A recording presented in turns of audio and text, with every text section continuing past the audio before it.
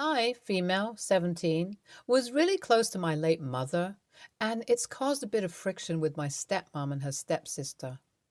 My dad, male, 50, got remarried a year after my mom passed away when I was 16. And to be honest, I felt like it was too early to move on.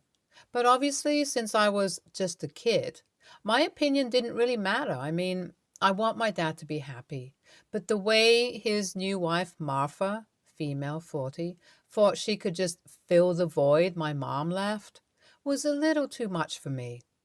My parents were both really close with their respective families, and I have a really strong bond with my cousins, uncles, aunts, you name it. Both of their sides are close to each other and basically one unit. When Dad got remarried, the whole family expressed what they felt about it, as did I in private, very publicly.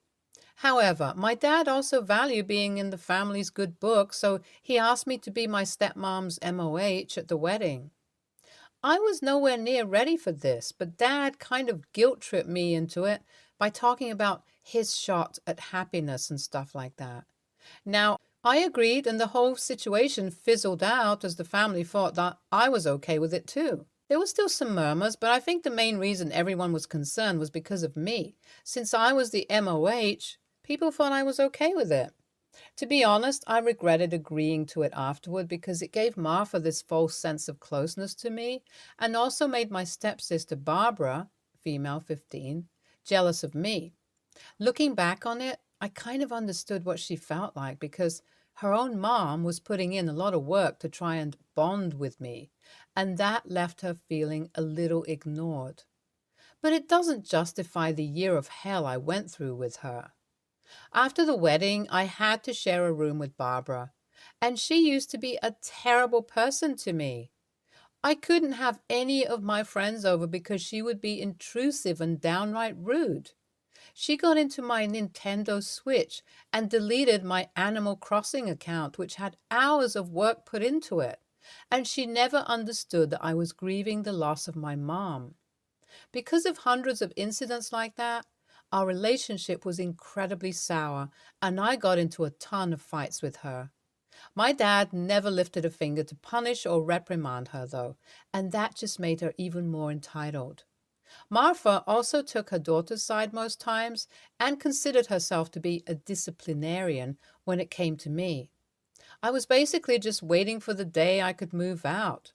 But I took that decision a lot faster than I intended to because of what Barbara did. Mom's birthday was coming up, and I was feeling really sad that this would be another year I'd be celebrating without her. I got on a call with one of my cousins, Maria, and we talked about how much Mom had done for us and the family and decided we should do something to honor that. She was doing a degree in journalism and suggesting the idea of a documentary video essay on Mom's life. It would be an amazing way to honor her life and make sure we always remembered her. I began to interview all my family members to talk about the stories I knew and didn't know about my mom's life. My mom was an immigrant, and I even reached out to people in her home country to hear about her life. Every story I got cemented what an amazing person she was and how much we had lost. I also began blogging about this journey of collecting stories about my mom on Tumblr, and it gained a lot of traction. I became somewhat of a micro celebrity and managed to create an online platform for people to talk about their grief and how we all can deal with it healthily. It took me 3 whole months to get the project finished with the help of my older cousin, and we were almost done with the final project. I had everything stored on my desktop and had gotten halfway through editing everything together. But with just a day left until my mom's birthday, I opened my PC to see a blank blue screen. I had no idea what had happened, but my desktop just wasn't turning on.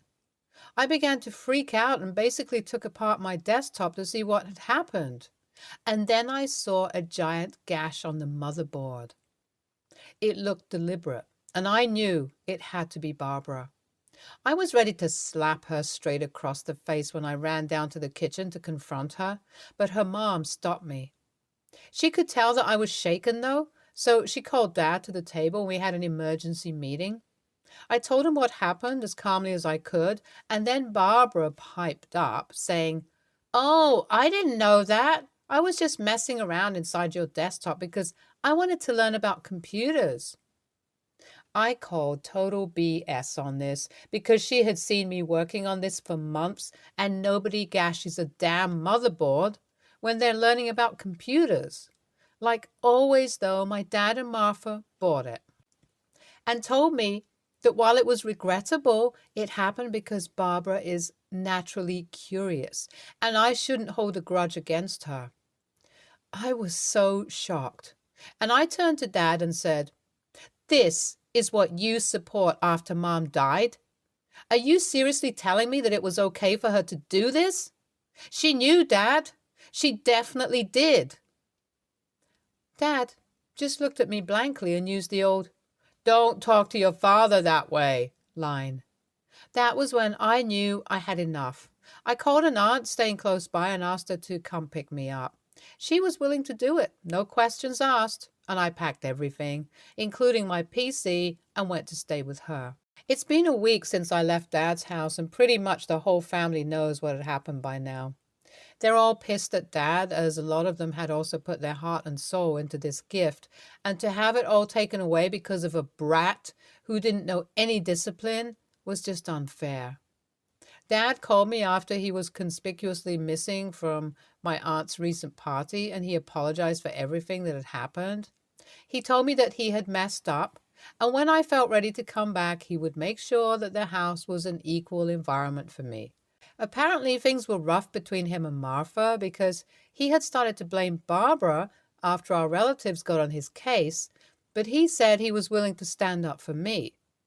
This was really nice to hear until I heard him mention, "Hon, could you please tell your aunt that things are good between us now? I never got an invite to her party recently, and I know there's going to be X's, a relative of ours, wedding soon, and he hasn't sent an invite either. I don't want to be excluded like this, OP." That's when I realized where his change of heart came from and hung up on him without saying a word. I haven't told anyone about the call from Dad yet, and I feel like I may be the AH if I do. I feel like he's also going through a tough time right now. I mean, what he said did make me feel like going back to that house is going to be better now, and Barbara's going to be suitably punished. But I also feel very welcome at my aunt's and not something I'm worried about. However, it's not like I can stay at my aunt's place forever, and I need to know where I stand with my dad. She's not very well off, and sometimes I worry that I'm another mouth to feed. What should I do? Update 1. I confided in one person about the call. My cousin from before. She was firmly on the NTA side, and the details made her even more pissed off at my dad. She promised not to tell anybody about it, but she thinks if word got out, a lot of relatives would straight up go NC with Dad. She also told me that I was welcome to move up to where she was staying, Washington, after high school, and if my aunt was okay with it, I could stay with her until then. I would like that, and to be honest, I'm not really looking to go to college right away either, so maybe staying with Maria would help me get my life on track. But I'm still unsure about whether I should tell everyone about what Dad said on call. Oh, this is so nerve-wracking. Update 2. Something crazy happened yesterday when I came back from school to my aunt's place. I saw my dad and my aunt together in the living room. He had apparently sternly told her that he wanted to make things right and wasn't going to leave without a chance to talk to me. Martha and Barbara were conspicuously absent. He basically repeated everything he said on call and left out the part about asking me to make things right.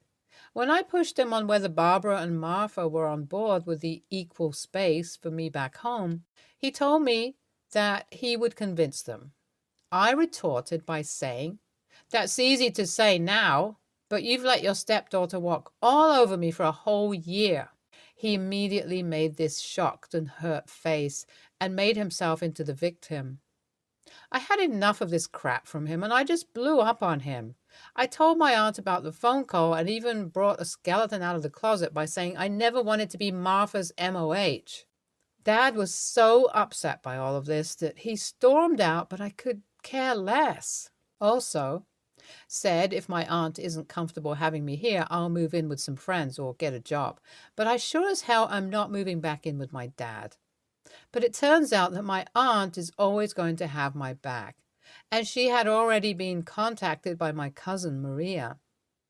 Together, they were willing to support me until I was sure of my life. My aunt and I had an emotional moment, and I even agreed to take up a part-time job while I stayed so I could give some amount as rent or to pay for groceries. Update 3. It's been a month since the last update, and things are going well. I'm working and have found a passion for content creation. The most amazing thing happened too. One of my friends came over to take a look at my broken PC and managed to salvage the data from the SSD. I was shocked because I tried that once before, but I guess I was missing out on some technical wizardry. We ended up posting the documentary and it went viral. The work I did there got me a few offers from some content creation sites to be on board to their team, and I think I finally found my calling. I've gone LC with my dad, and my cousin was right. Most of the family has gone NC with him. Despite that, I feel emotionally stable, and I know that wherever my mom is right now, she's proud of me. NTA, and shame on your dad for letting this happen. I also hate the double standards Martha is enforcing on you. She's clearly insensitive to what it meant to you. NTA, and you did the right thing moving out. I also moved out after my mom remarried because my stepdad was emotionally abusive, and it never gets better. I think your dad was just spinning stories about sticking up for you to lure you back home and reduce the drama, because it seems like that's all he cares about. Next story. So, I'm 28, male. My partner, 32, male. Works full-time in construction. Edit, we are both men. Not that it matters, but I'm getting called she a lot. He makes decent money because he's like a supervisor guy, but he's very busy.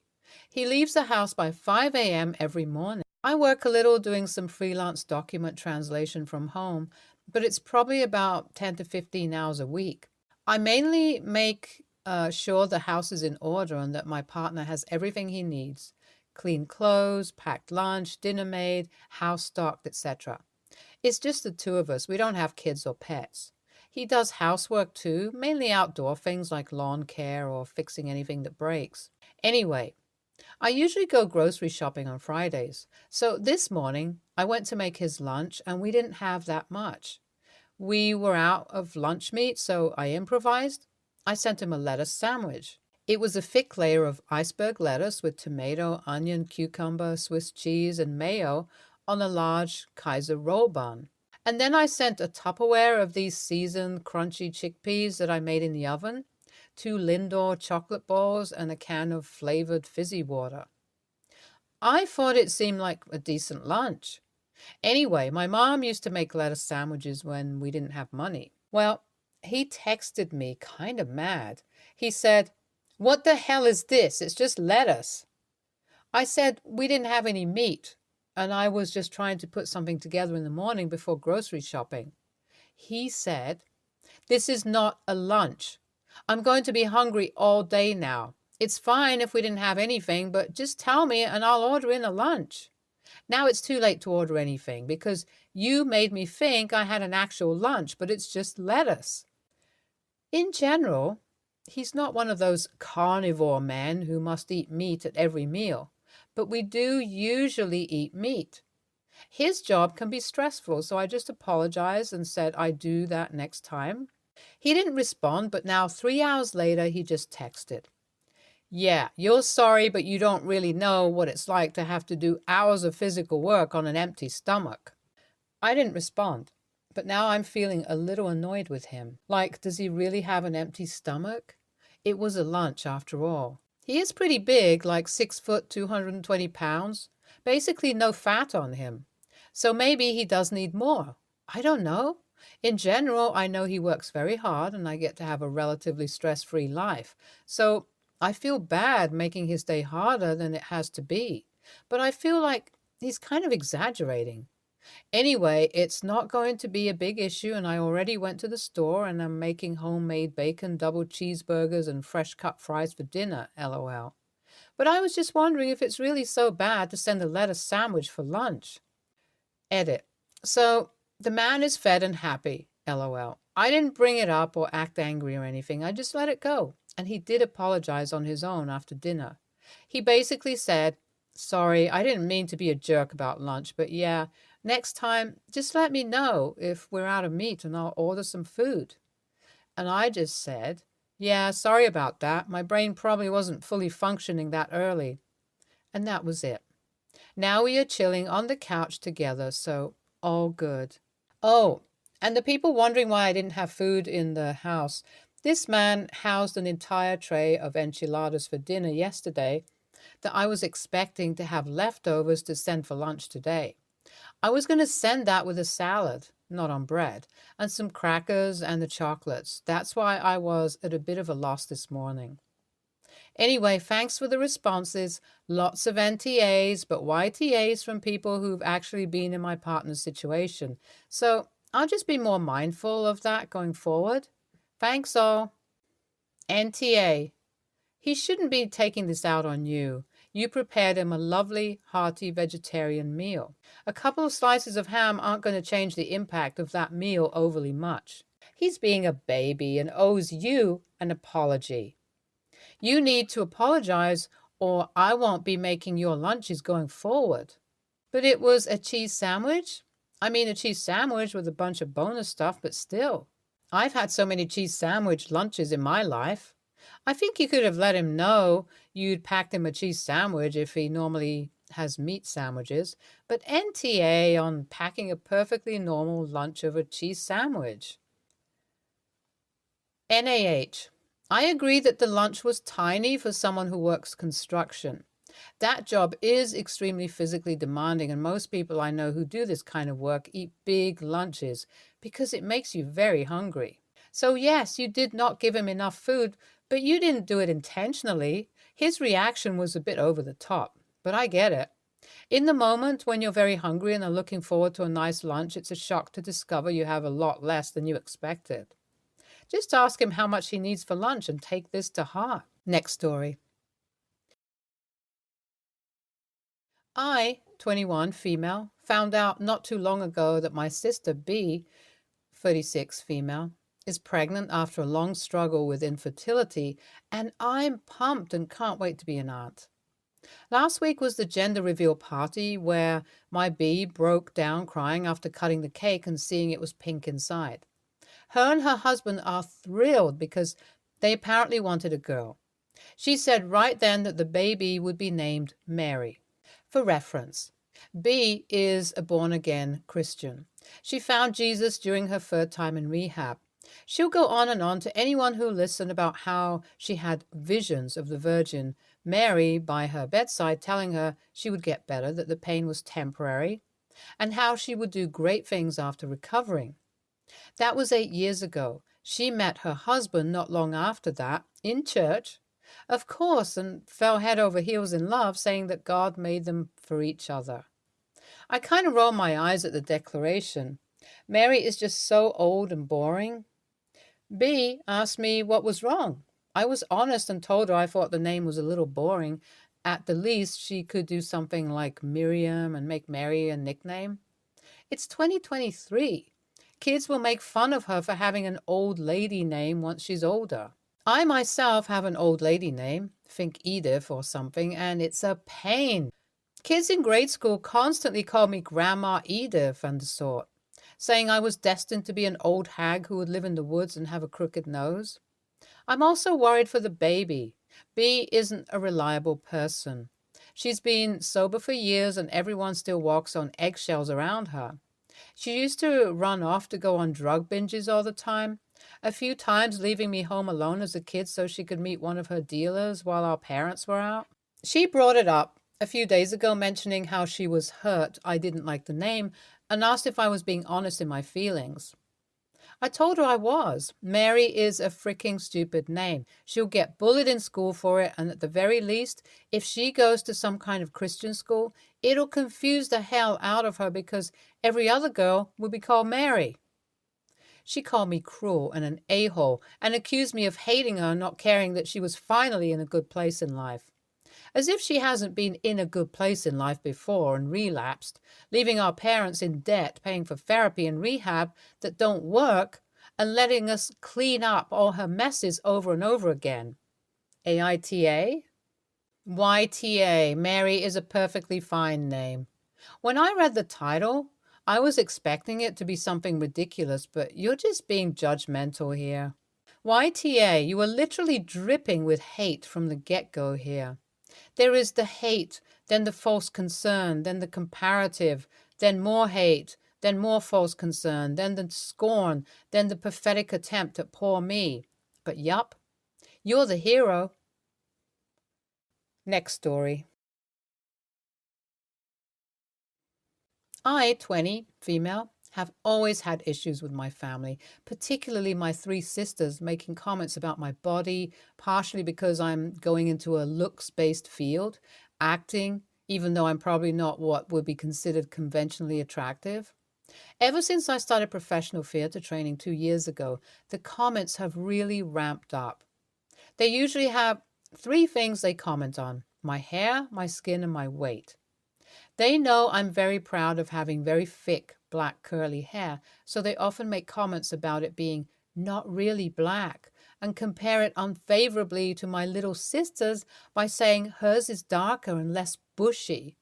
I also have a condition that makes my circulation very poor, so I'm very pale, don't tan well, and have a lot of red in my skin tone, particularly my face. So it's a running joke that I look like a vampire.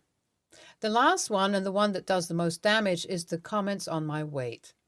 At my heaviest a year ago, I weighed around 133, but I'm only 5'3", so it looked more weight than it was. My older sister, who's very small and petite, describes me as heavy and talks about how she wishes I could share a few of my pounds with her. I decided earlier this year that I couldn't take it anymore, and after I got accepted to drama school, I committed to fixing the things I don't like about myself. I've started taking care of my hair and learning how to use makeup to work with the red in my skin instead of against it. They didn't notice these changes, but they did notice when I started losing weight.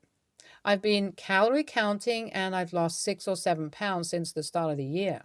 Last night, after I refused the second bowl of pasta at a family dinner because I didn't have the calories for it, my mom commented on the fact that I'd been losing weight and asked why I felt like I needed to, because I don't look bad the way I am.